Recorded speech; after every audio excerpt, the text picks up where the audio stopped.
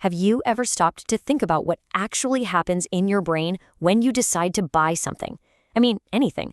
From your morning coffee to a brand new car.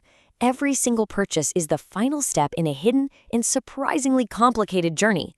So today, we're going to pull back the curtain on that secret trip your mind takes every single time you shop. So let's start right here with a question for you. Go on, think about the last thing you bought. Could be anything. Got it? Okay. Now, why did you choose that specific one? You probably have an answer ready, but I'm willing to bet the real reason is buried under layers of psychology, emotion, and some quick mental math you didn't even know you were doing. You see, it turns out that every purchase, big or small, isn't just a random event.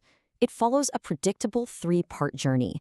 We're going to use this journey as our map today to break down the entire process, from that first little spark of an idea all the way to the feeling you're left with long after you've made the purchase. And here are the 3 stages of our map. First, there's the pre-consumption phase. This is the dream, everything that's happening in your head before you even think about buying. Then you've got the purchase itself, that's the action. And finally, post-consumption, which I like to call the echo. It's how that decision ripples forward and shapes what you do next. All right, let's dive into that first stage, pre-consumption. This is where it all kicks off, and it all happens inside your head. It's about the anticipation, the possibilities, and all the mental gymnastics you do long before you ever pull out your wallet. Everything starts with this idea of expected value. It's like you have this invisible mental balance sheet. On one side, you're listing all the benefits you think you're going to get, and on the other, you're weighing the sacrifices, the cost, the time, the effort. So what shapes this whole calculation? Well, it boils down to 2 huge forces, your motivation and your knowledge. First up, motivation. This is what gets the ball rolling. It's that little inner nudge that kicks in when you feel a gap between your current situation, your actual state, and where you'd rather be, your desired state. Feeling hungry? That's a gap. Bored and want to be entertained? Yep, that's another gap. Motivation is all about closing that gap. Now, this is where it gets really interesting because motivation isn't just one thing. It's kind of split in 2. On one side, you've got needs. These are the problem solvers. They're rational, logical, like I need a new tire because mine is flat. But then on the other side, you've got desires. These are the pleasure seekers. They're all emotion, all about that immediate satisfaction, like that sudden gotta-have-it craving for a fancy dessert. The other half of that expected value equation is, well, everything you already know. And this isn't just about the facts you can Google. It's this complex cocktail of your own past experiences, your deep-seated beliefs, and just your general gut feelings about a certain product or a brand. So you're motivated and you've got your mental library of knowledge. Now what? Let's see how all of that comes together at the moment of truth, making the final choice. This is where all that prep work really gets put to the test. To really get how we choose, we have to talk about something called the means end theory. Now, it sounds a little academic, but stick with me. The idea is actually super simple. Our brains are wired to connect the dots. We don't just see a product's features or its attributes. We instinctively link those features to a personal consequence for us, which in turn connects to one of our core personal values. And here is a fantastic and maybe kind of weird example of this theory in action: professional wrestling. So on the surface, the attributes are things like violent and athletic, but people aren't watching for that.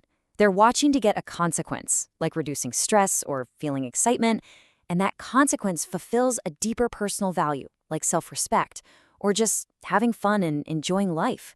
See how that works? Okay, so you've made that link between a product and your values. But when you're staring at 3 or 4 different options, how does your brain actually weigh them against each other? It turns out we have 2 totally different ways of doing this. One is all about thinking, and the other, all about feeling. First up, let's talk about the cognitive assessment. This is the thinking path. It's your logical, analytical side taking over, where you're consciously weighing all the pros and cons. So what does that look like? Well, imagine you're picking a movie. This model basically turns your choice into a math problem. You score each film on things that matter to you, like the director or the actors. Then, and this is key, you weigh how important each of those things is. For this person, the director's reputation is a huge deal. It's 40% of their whole decision. So you do the math and look at that. Film D wins with a 7.5. Even though it didn't have the best director, it scored well enough across the board to come out on top. But let's be honest, we don't always do that kind of complicated math. Sometimes our brain takes a shortcut. We use what's called a non-compensatory model, which is really just about deal breakers. A bad score on one single thing that's critical to you, like a price that's just too high, can knock an option out of the running completely. Doesn't matter how great everything else about it is, it's out. Now let's switch over to the other side of the brain, the affective assessment, or what I call the feeling path. This is where your emotions grab the steering wheel, and it happens most often when our motivation is driven by desire, not by some practical need. This is literally where you just let your feelings be your guide. It's a much more immediate gut-level process. Think about looking at a menu in a restaurant. You don't pull out a mental spreadsheet like we did for the movies, right? No way. You just pick the dish whose picture makes your mouth water the most. That right there, that's your affective assessment taking charge. So the choice is made, in your head at least. But where you actually go to make the purchase, the environment itself, well, that can have a massive impact on your final decision and your whole experience. When you walk into a physical store, the main goal is to create an atmosphere. Every little detail, from the music playing to the lighting to the layout of the aisles, is designed to trigger emotional responses. Things like pleasure and even a little bit of excitement or arousal.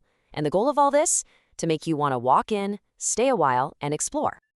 Now, the online world, that's a whole different ballgame. The goal there is to create a sense of flow.